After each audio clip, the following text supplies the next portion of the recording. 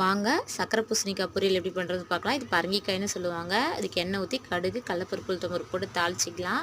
கடுகு நல்லா பொரிஞ்சதுக்கப்புறம் கட் பண்ணி வச்சுருக்க பெரிய வெங்காயம் வரமிளகாய் கருவேப்பிலை போட்டுக்கலாம். இது நல்லா வதக்கி எடுத்துக்கலாம். பூசணிக்காய் வந்து தோல் எடுத்து கழுவி கட் பண்ணி எடுத்து வச்சுருக்கோம், அதையும் சேர்த்திக்கலாம். வெங்காயம் வதங்கினதுக்கப்புறமா பூசணிக்காய் சேர்த்திக்கலாம். பூசணிக்காய் சேர்த்தி நல்லா ஒரு வதக்கிட்டு அரை ஸ்பூன் மஞ்சள் பொடி சேர்த்திக்கலாம்.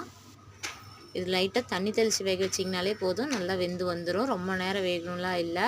மஞ்சள் பொடி சேர்த்திக்கலாம். தேவையான அளவு உப்பு சேர்த்திக்கலாம். இதை நல்லா கலந்துக்கலாம். கொஞ்சம் லைட்டாக தண்ணி தெளித்து ஒரு 5 நிமிஷம் சிம்மில் வச்சாலே நல்லா வெந்துடும். மூடி வச்சுக்கலாம்.